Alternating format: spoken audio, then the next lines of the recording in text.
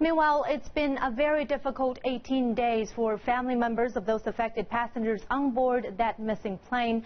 And they have come back to the Lido Hotel in Beijing after protesting outside the Malaysian Embassy in the Chinese capital. They say authorities have mishandled this crisis. And for the very latest on that, let's turn to our reporter Hona, who's standing by at Lido Hotel. Well, Hona, we understand that the family members have gone through emotional roller coasters, and right now at Lido Hotel there are psychological counselors and trained volunteers trying to provide psychological support to the family members. What can you tell us about that? Well, Maman, more than 20 hours have passed since the Malaysian Prime Minister announced that the plane MH370 have crashed into southern Indian Ocean. Well, another day of desperation, anger, and outrage here for the family members in Lido Hotel here in Beijing. Well, many of the organizations, from charity organizations and volunteers, were here to help the family members to get through this tough period. Well, here with me is Dr. Rob Blaine.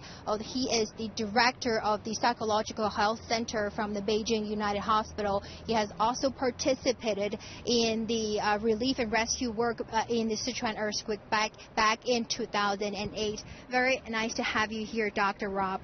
We know that many of the family members here have undergone this emotional roller coaster during the past 2 weeks. Well, right now, what can we do to help them to get better through this emotional, traumatized period? Yeah, well, I think it's very, we might have a tendency to impose our own agenda about what should happen here, what we think should happen for them, but actually the best thing that we can do is deeply listen to them and let them move through their own process. They're going to have a whole bunch of intense emotions. There may be sadness, there may be anger, there may be denial. They're going to be moving through all of these, and just being present with them and being present with the emotions is going to help them process the emotions and move through them. If we try to impose our own process on how we think they should move through them, it's actually going to fight against that.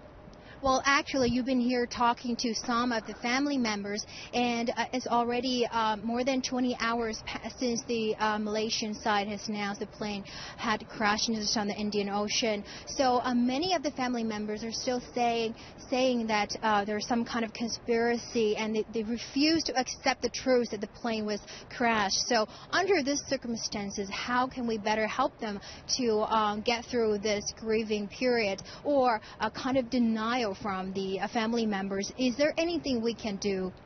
Well, it's actually, after something really tragic like this happens, it's extremely common to be in a state of denial. We all didn't want to believe that something bad has happened. And think about these families. They've been going through this process of hope for over 2 weeks now, and then all of a sudden it's pulled out from under them.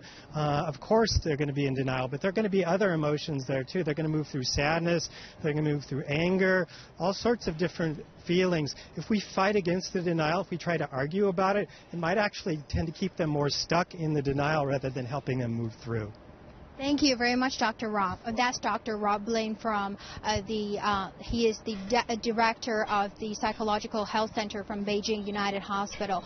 Well, we've been talking to some of the family members here at Lido Hotel, where they've been pretty disappointed at the Malaysian side's attitude, especially this afternoon when the Malaysian ambassador to China has held a closed-door meeting with the family members, and many of the family members feel outraged because the ambassador refused to answer most of the questions, such as why the plane while the plane was whirling like round and round until the fuel was run out. Is there any secret negotiations between the pilot and the Malaysian authorities? Many questions still remain unanswered.